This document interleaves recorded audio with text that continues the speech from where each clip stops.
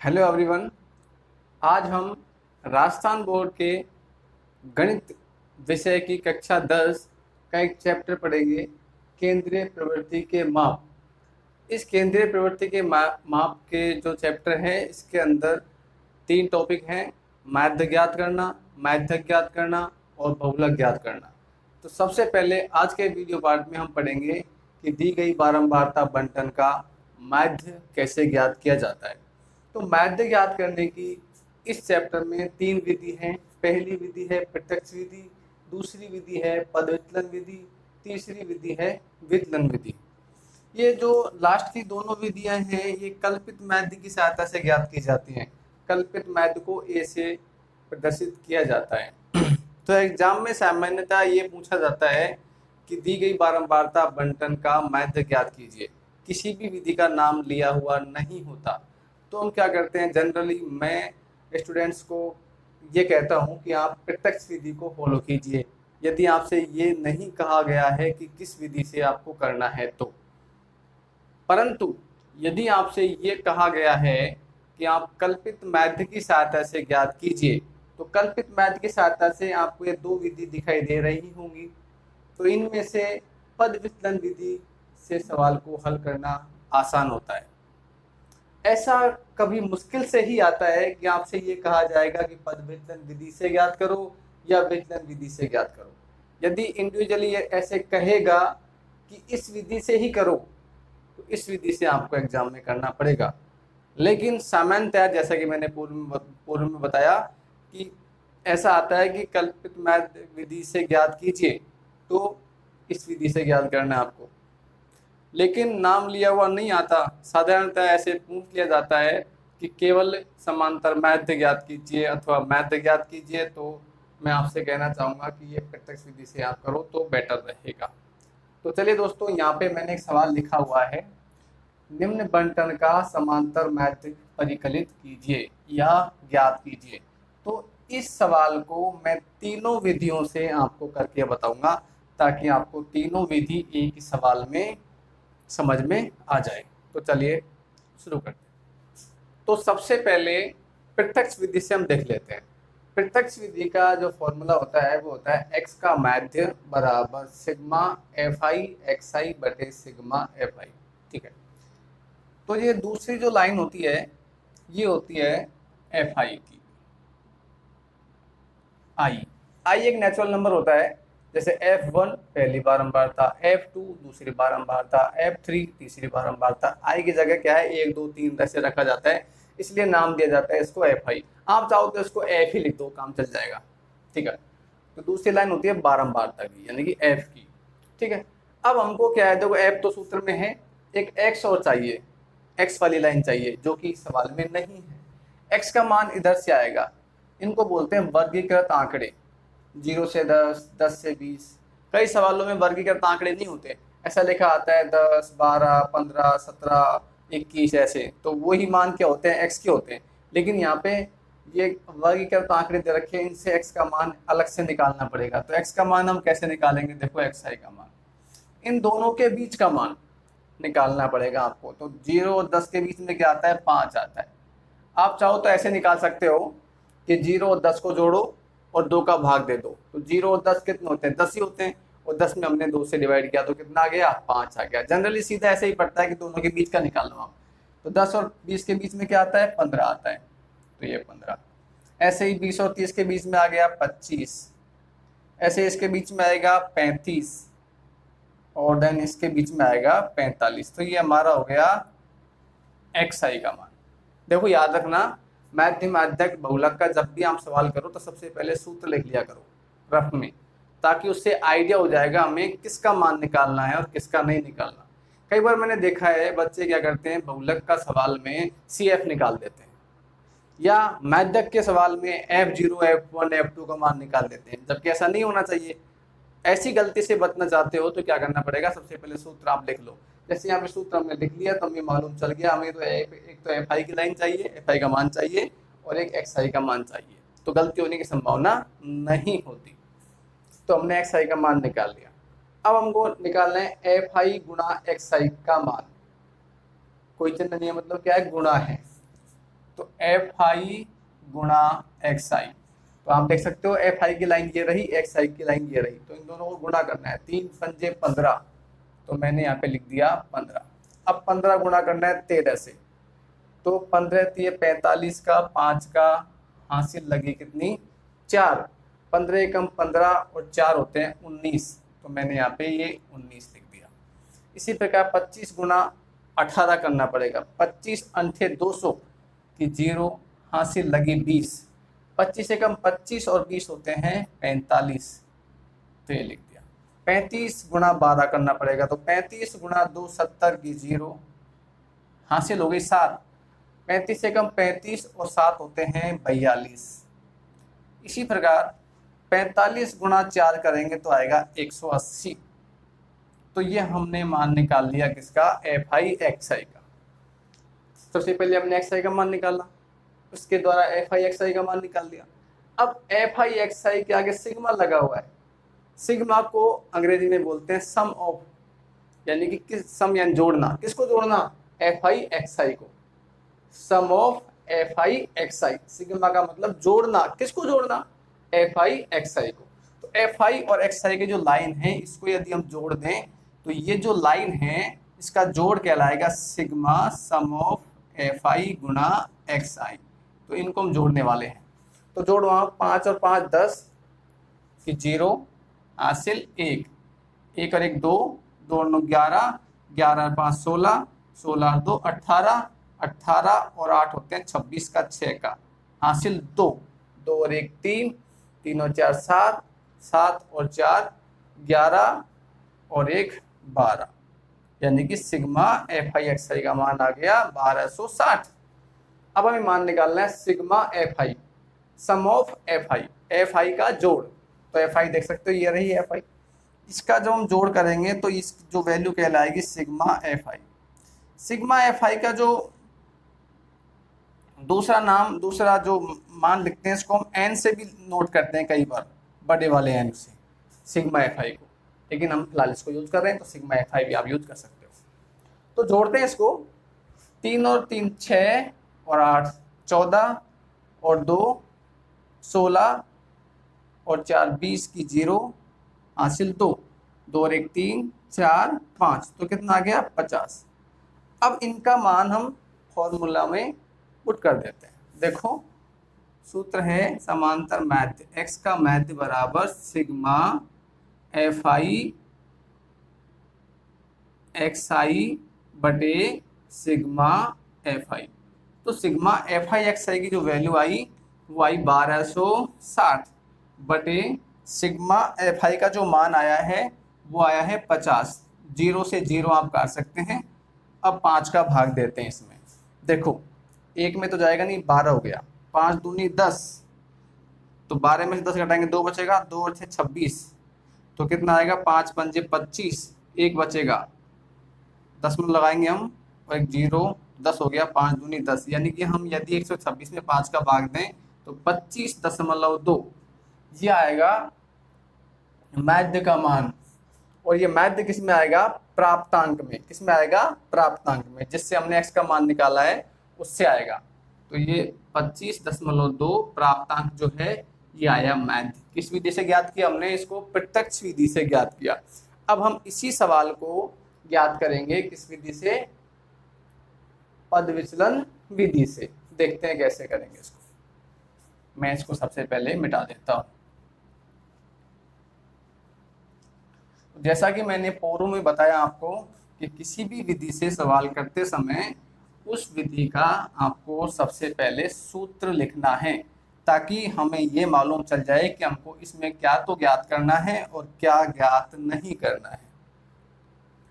पद विचलन विधि से ज्ञात करेंगे हम, तो x का बार बराबर a, यानी कि हमें कल्पित माध्य का मान ज्ञात करना है। एफ आई का मान सवाल में पहले से दिया हुआ है, यू आई का मान ज्ञात करना है और h का मान ज्ञात करना है। आपको मैं बता दूं कि ये होते क्या क्या है। ये होता है कल्पित माध्य, अभी बताऊंगा मैं आपको कैसे ज्ञात करना है। एफ आई बारंबारता की ये जो होता है, यू आई का मान ज्ञात करेंगे। यू आई को बोलते हैं पद विचलन, इसीलिए इसका नाम पद विचलन विधि है। जैसे इसमें डी आई किस क्या बोलते हैं, विचलन, इसलिए इसका नाम क्या है, विचलन विधि है। एच क्या होती है? वर्ग अंतराल की माप। वर्ग अंतराल की माप देखो इनको बोलते हैं, इनके बीच में कितने का अंतर है? 10 का, तो 10 हो गई वर्ग अंतराल की माप।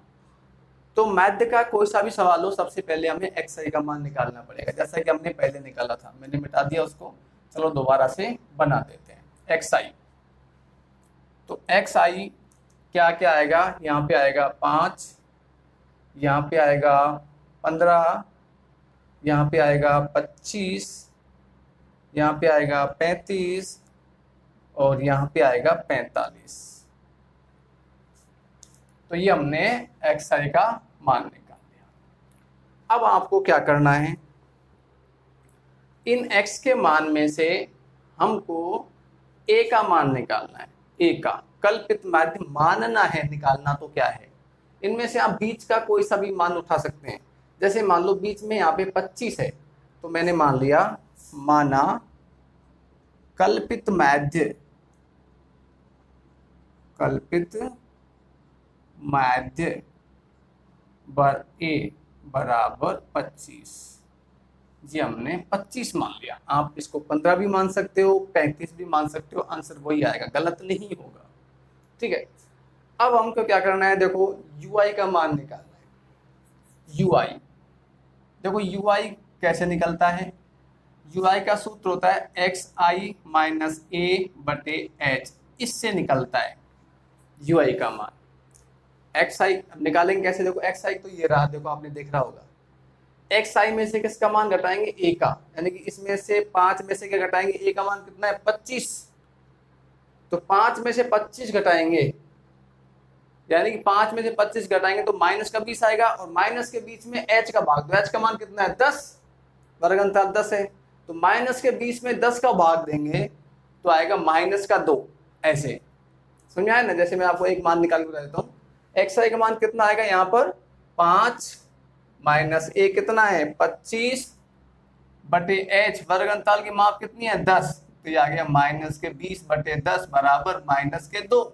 ऐसे माइनस के 2 आएगा। ठीक है, लेकिन आपको एग्जाम में ऐसे कैलकुलेट करने की आवश्यकता नहीं है, मैं आपको एक सीधा सीधा तरीका बता देता हूँ।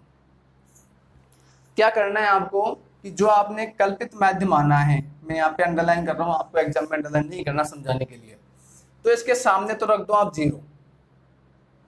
अब ऊपर की तरफ माइनस की संख्याएं एक एक घटती हुई, -1 -2, इधर आ जाएगा प्लस का 1 प्लस का 2। याद रखना, जहां पर कल्पित माध्य है उसके सामने 0, ऊपर जाएंगे तो माइनस की संख्या है, नीचे आएंगे तो प्लस की संख्या है। मान लीजिए आपने 35 को माना होता क्या कल्पित माध्य, तो यहाँ पे 0, यहाँ पे आता 1 -1 -2 -3 ऐसे, तो ui का मान आ गया।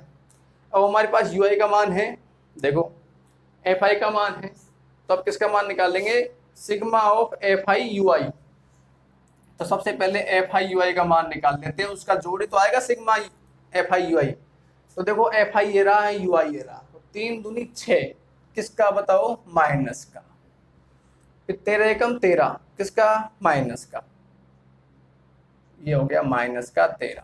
ठीक है, फिर 18 गुना 0 0, 12 एकम 12, उसके बाद में 4 दूनी 8, इनका हम जोड़ करेंगे, वो आएगा सिग्मा fi ui बराबर, देखो प्लस की संख्या को अलग जोड़ लो और माइनस की संख्या को अलग जोड़ लो, तो माइनस संख्या ये रही, तो 13 और 6 कितने होते हैं? -19, -19। और देखो 12 और 8 ये प्लस के हैं, 0 को तो जोड़ो मत जोड़ो तो कोई बात नहीं, सुनो 12 और 8 20 होते हैं, तो प्लस के 20 आ गए, तो माइनस के तो 19 और प्लस के 20, तो उत्तर क्या आएगा? प्लस का 1, तो यहाँ पे 1 आ गया। ठीक है, अब किसका मान निकालना है? Sigma fi। तो सिग्मा fi ये है, देखो पहले भी हमने निकाला था, तो कितना मान आया था आपको याद होगा? 50 आया था। अब हम सूत्र में रखते हैं, सूत्र वो देखो वो रहा, x का माध्य बराबर a plus sigma fi ui बटे सिग्मा fi गुणा h, ये आया था। a का मान है देखो कितना? 25 प्लस fi ui का मान कितना आया है? 1 बटे h का सिग्मा fi का मान कितना है? 50, तो मैंने रख दिया यहाँ पर 50 गुणा कितना है 10। h का मान क्या होता है, वर्ग अंतराल की माप, इन दोनों के बीच का अंतर। तो देखो 1 0 से कर दो 1 0, तो ये आ गया 25 प्लस 1/5। तो 25, एक में जब तुम 5 का भाग दोगे तो आएगा 0.2, तो ये आ गया 25.2 प्राप्तांक। तो देखो आपने प्रत्यक्ष विधि से किया था तब भी इतना ही आया था, और आपने पद विचलन विधि से किया तब भी इतना ही आया है। तो अब हम इसको करेंगे किस विधि से, विचलन विधि से। वो कैसे करते हैं देखिएगा, मैं फिर से रिपीट कर देता हूँ। एग्जाम में किसी भी विधि का नाम न दिया हो, केवल ये दिया हो कि माध्य ज्ञात कीजिए, तो प्रत्यक्ष विधि यूज कीजिएगा। यदि आपसे ये कहा गया हो कि कल्पित माध्य की सहायता से ज्ञात करो, तो आपको पद विचलन विधि से ज्ञात करना है, जिसमें UI आता हो। बहुत ही रेयर स्थिति में, बहुत ही मुश्किल वाली अवस्था में, बहुत ही कम ये आपसे कहा जाएगा कि पद विचलन से ज्ञात करो या विचलन से ज्ञात करो। तो ऐसी स्थिति में जिस विधि से आपसे कहा जाए उसी विधि से आप करोगे। तो अब देखते हैं विचलन विधि से कैसे किया जाता है। मैं इसको मिटा देता हूँ। तो xi का मान तो मैं नहीं मिटाऊंगा, क्योंकि xi सब में ज्ञात करना होता है और fi भी सब में ज्ञात करना होता है। तो मैं fi और xi को नहीं मिटाऊंगा। यहाँ पर भी कल्पित माध्य में 25 को ही मानूंगा, तो इसको भी मैंने नहीं मिटाया।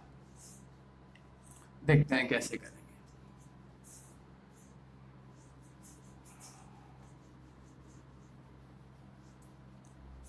तो fi सिग्मा fi निकाला हुआ है, xi निकाला हुआ है। तो आप देख सकते हो यहाँ पे एक di चाहिए हमें। तो di का मान कैसे आता है, देखो di का मान, ये di का मान आता है यदि xi के मान में से a के मान को घटा दें तो di का मान आता है।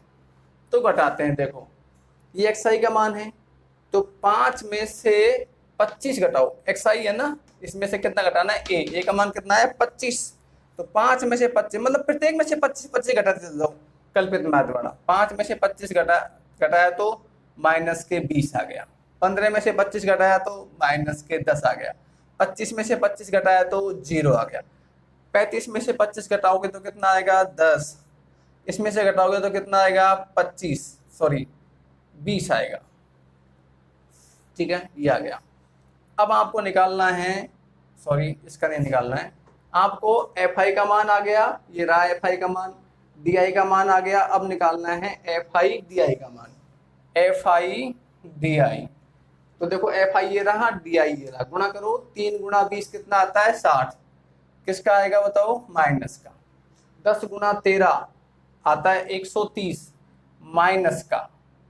ठीक है, 18 गुणा 0 0, 10 गुणा 12 120 प्लस का आएगा।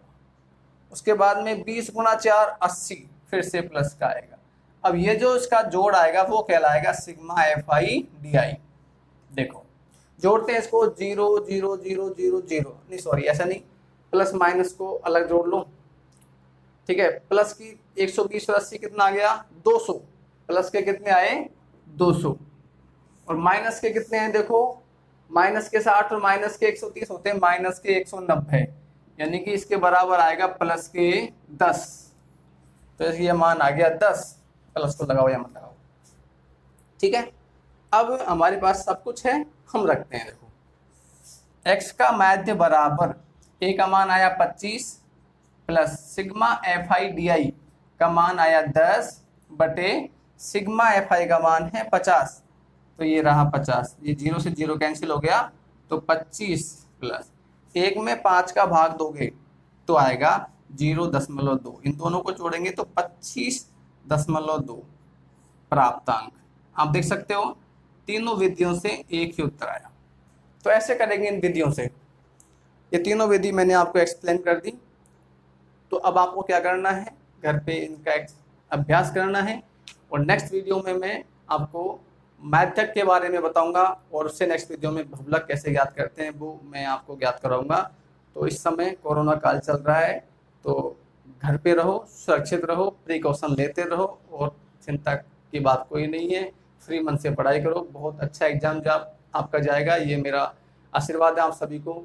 और जय हिंद, जय भारत, नमस्कार।